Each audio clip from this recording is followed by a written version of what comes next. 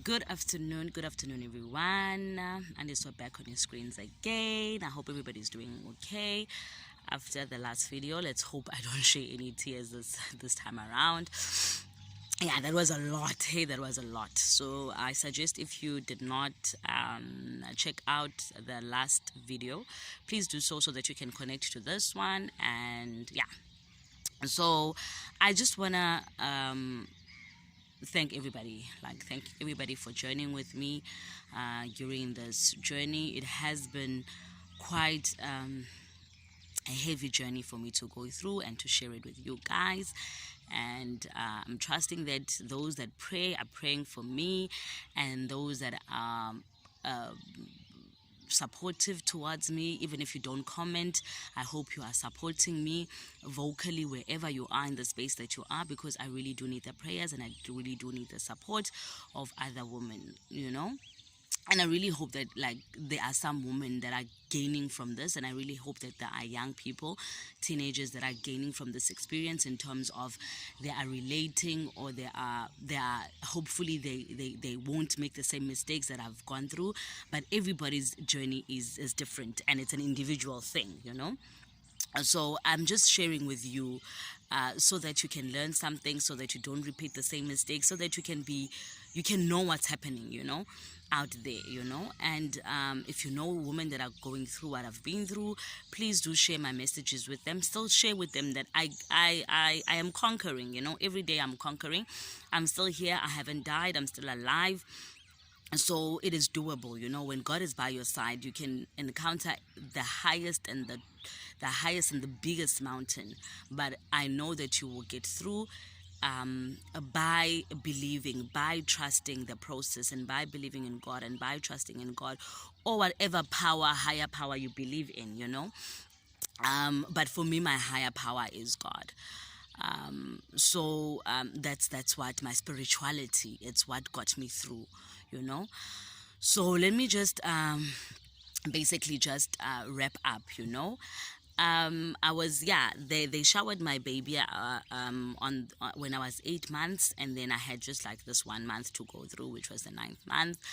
I went through, and there was still no communication to the father. Remember, the father, the last time I spoke with him was when I was 7 months pregnant, and then he went cold on me.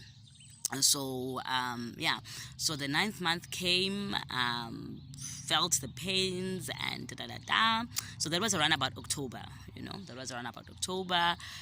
In the morning of October the 24th, I started feeling a bit of pain here and there, but I didn't notice that it was not too intense. So I was like, okay, I've been here before. It's not too intense. I don't want to go to the hospital, but I'm not induced enough. So I was like, okay.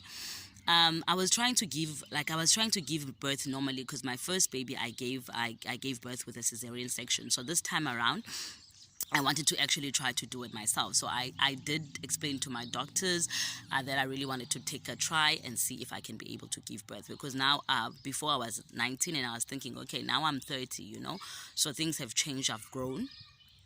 So maybe I'll be able to give birth naturally. So I wanted to give a natural birth. So so when they started to get intense, I told my sister, I called an ambulance, and then the ambulance came, and they took me, and so the pains, they were there. They were going in and out. I got to the hospital because I was a high because I was a high risk type of patient. They looked into it, and then they checked me in, and then I was using a public hospital, but it's very good service. I don't want to lie. I need to give credit when it's due to our South African hospitals, and the West Coast Hospital, Friedenberg Public Hospital. They really do care, and they really do take a close look at you. I need to give a big up to their system. So they checked me in, and they checked how I've dilated, and when they checked, it was 2 centimeters. And from my previous experience, when I got there and then they said 2 centimeters, it took forever to actually go up to 4 centimeters. And I was so exhausted, and I think it was the second day I was still having the labor pains, and that's when they decided that they were gonna do a cesarean section. So all of those thoughts now came back to me, like, I couldn't, So basically so those flashbacks were coming to me. And then they asked me to just go up and down. I needed to go run myself a bath and be in the bath just to help me induce faster. So I did those activities, and I think when I was in the bath, I sent an SMS to baby daddy. I told him that, listen, I am at the hospital now. I'm experiencing labor pains, and so on and so forth. So I'm about to give birth any moment from now. I'll let you know. I think he responded. I don't remember quite well. I think he responded. Oh, he didn't respond. I don't know. I can't remember. So I went back, and then when they checked, still nothing. So I went in the morning. So I love food. So food came around, and I took a plate and I ate.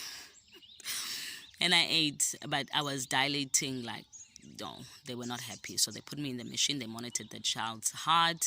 It was still beating, but they were just not. It didn't look like I was going to give birth naturally. So they wanted to take me to the theater. But now, because gal had eaten, they couldn't. So I needed to wait for a couple of hours. And the pains, they grew like more and more. All the mothers that gave birth will tell you that it's just not nice. So I experienced the pains, and then I was still going to be cut. So eventually, after some couple of hours of pain, of heavy pain, it felt like the first time around it was so painful. Even the first time around, I went through the labor pains, and then I got cut. So I put myself through the same situation once again, guys, and it was so painful.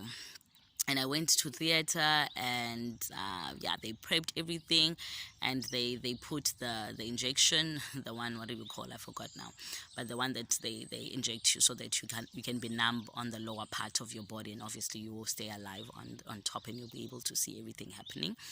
And they did that with my son, and I saw everything really, but I was in too much pain. I didn't care.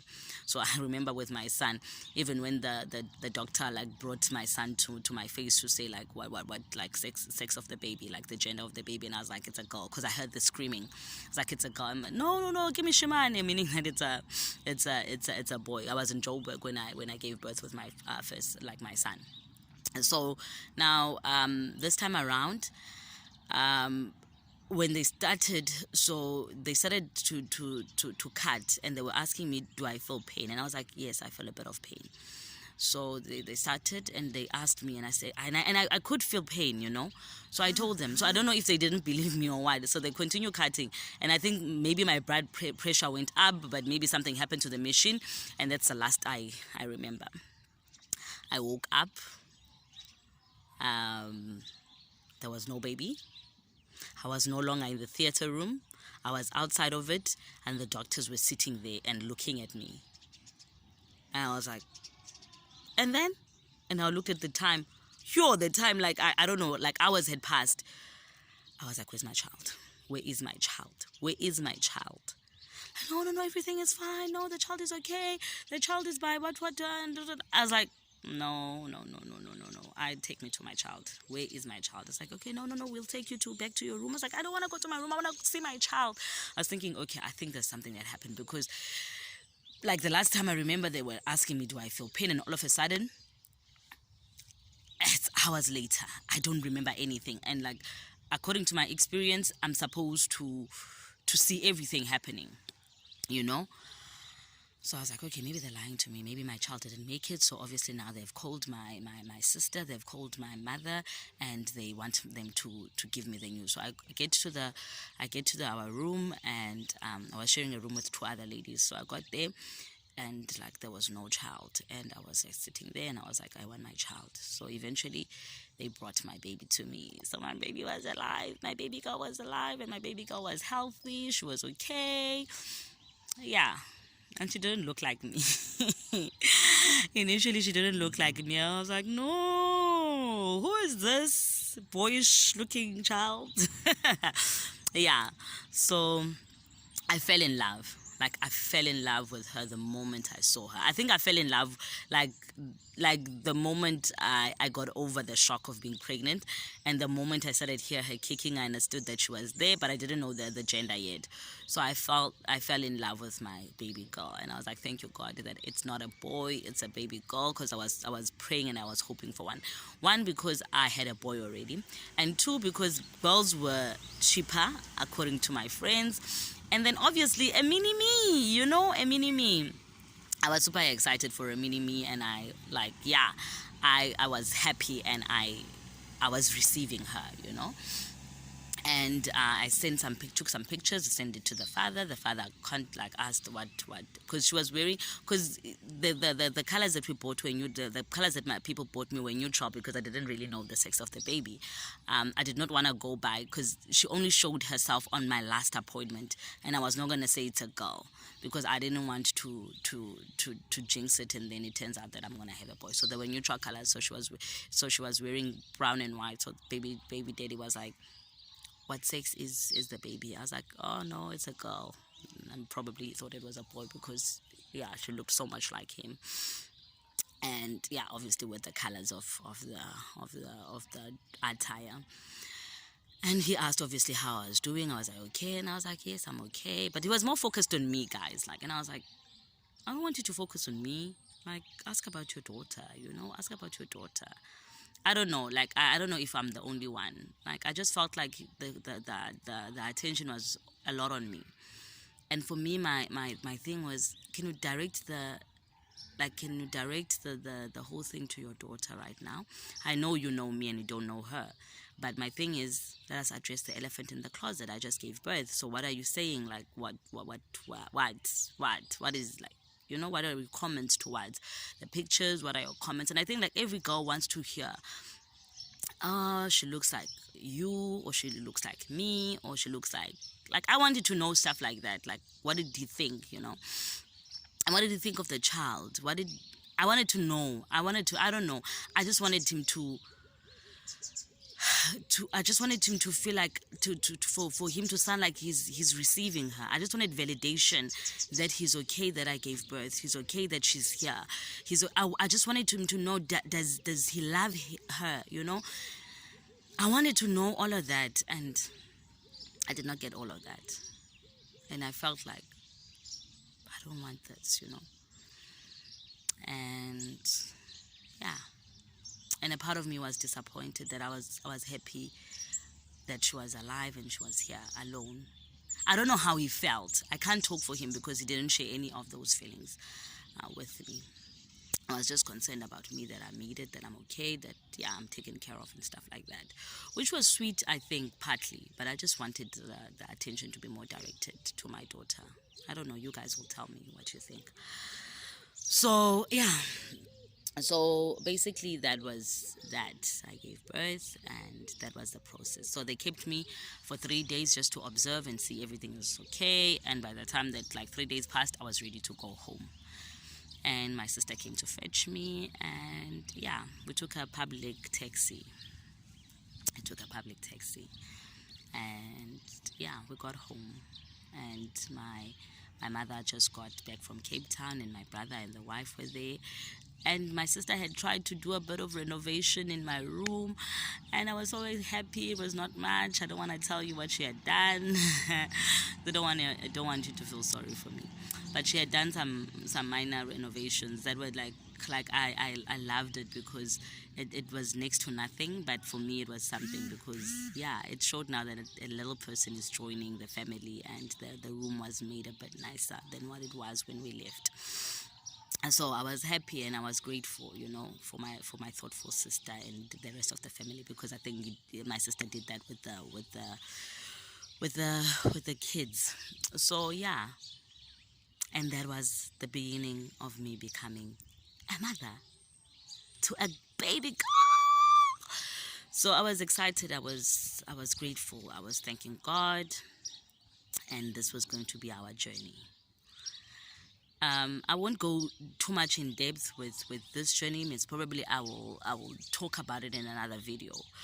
I just want to wrap up with this story, saying that there was not much communication with the baby daddy, in terms of how we were and what we were doing, and what.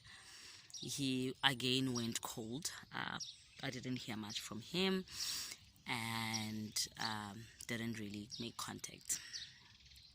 And I struggled, I struggled with a lot of things emotionally. And in December, because I gave birth in October, and in December I sent him some follow-up pics. He never even asked for pictures. I was just the one who was just updating him.